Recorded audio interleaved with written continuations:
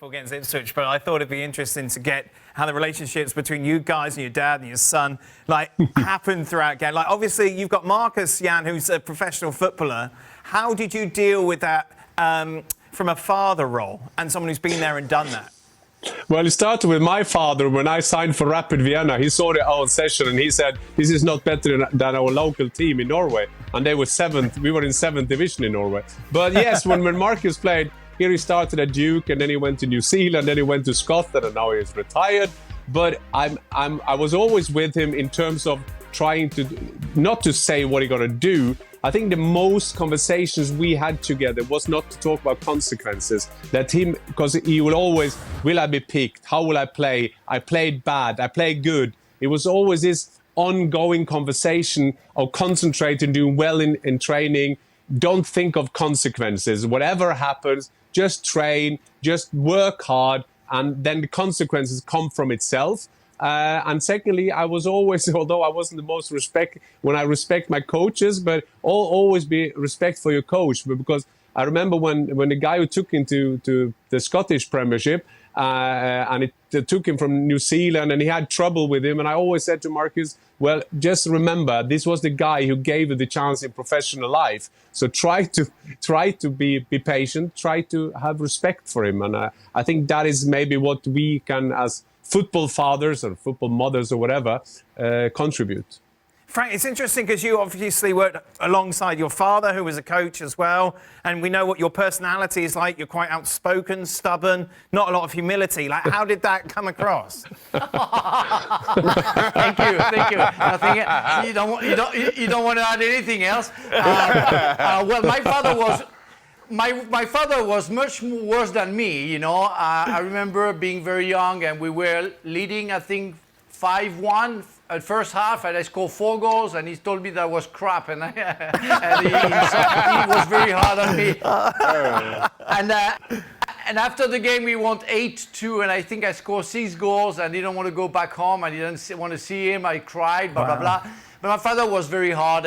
But when I got older, I had a chance to go for a try in Stade de Reims, and where my father played, train most of the time, and never played, but trained with Copa, Fontaine, all those fantastic players from the World Cup 1958. And I did a trial because of him, but I didn't accept the deal. They wanted to sign me, but they wanted me to go back to the academy. I say no, and my father was so upset he didn't talk to me for 2 months. So wow, he tells you how hard it was. But I always respected him, and I didn't try to. I never confronted him with saying, "I'm not listening to you." No, but I listened to him, and I was making my own mind, and it's why I think Arne Slot is doing. I think politely, he likes to talk about his father, give him like a tribute, but we all know that he doesn't listen to his father. His father is only a fan, and I would have never listened to my father. My father was a coach, a regional coach, district coach from another time, so I guess he couldn't understand. And my son, like Jan, would have been a football player. You know, you really have to be cautious on what you say. I think Jan was very smart to talk to Marcus the way he was talking, because it's a different generation. It's a different way of playing. It's a different way of understanding the game. And sometimes, we know football, but we know our football. We're not in the dressing room with the players and the coach, so we don't really understand the relationship that they have. So you really have to be cautious on what you say and respectful towards all the people working in that industry. But it's interesting, you know, we laugh and not speaking to your father for a couple of months, like those sort of things actually, you're going to kind of cut deep at times. How much did you try and then adapt your coaching when your kids were coming through to not kind of have that same sort of hostile relationship? If you ask me, if I took, when I was the coach for Marcus till he was 12, and then he was with another team for 4 years, and then I wasn't happy with the coach, so I took over when he was 16. And then a lot of people thought, what will he do with his son? Will he be his favorite or whatever? So I thought I made him captain on the first session. I thought I just go in brutal, because then everybody was in shock, because I knew Marcus could handle that. But I have to tell you, when my dad was also a referee, And I've been twice booked by my father. 2 yellow cards by my father. Wow. If only there was VAR. Frank, was it weird though? Like, if your son had aspirations to play, and it's like your dad's Frank Leboeuf, he's won the World Cup. There's a lot of pressure on him for that, isn't there? My son? Yes, of course, Yeah. of course. And he tried. He went to the academy of Nîmes, and after 6 months, said he had problem with his back, his ankle. I understood that he really wasn't ready for that. But yeah, it's always. I talked to Lilian Thuram about his kids. Yuri Jokaev, his father was a captain of France before Yuri played for France as well. So you have some players who have known that those situations, and it's difficult. Father, after a game with the national team, his father coming into the dressing room and being kind of the star. And I would have been quite embarrassed to see that. But Yuri didn't care. His father, he loved his father. He really loves his father and respected a lot because he was an absolutely fantastic player. But I would have felt, embarrassed to see my father in the dressing room talking to the coach. I said, what are you going to tell him? And, okay, he's going to ruin my career. Well, get out.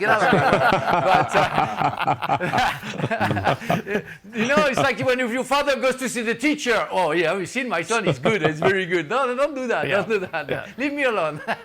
What about you, Shaq? So my father and my relationship, certainly around the game, was totally different. My father never played football growing up. My father actually, at one point, was the Caribbean high jump record holder. Oh, yeah. Played cricket for Trinidad and Tobago, but never played football. But then kind of started to follow and get involved because me and my 2 brothers played. Right. So so he never really had any tips in that regard. But to put things in his fullest perspective, he lost his dad when he was very young, 7 or 8 years old, and kind of pushed himself to achieve those things.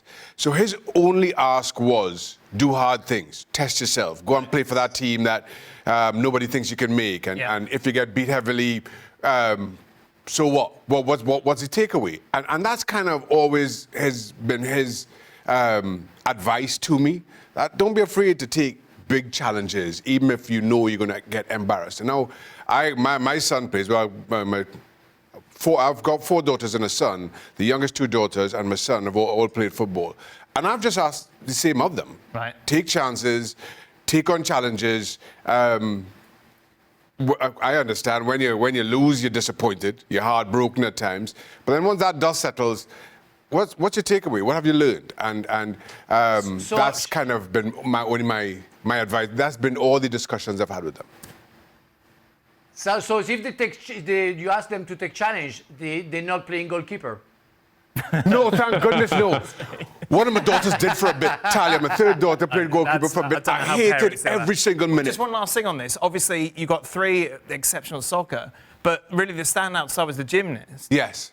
Was that harder or easier to watch because you knew nothing about anything? Harder.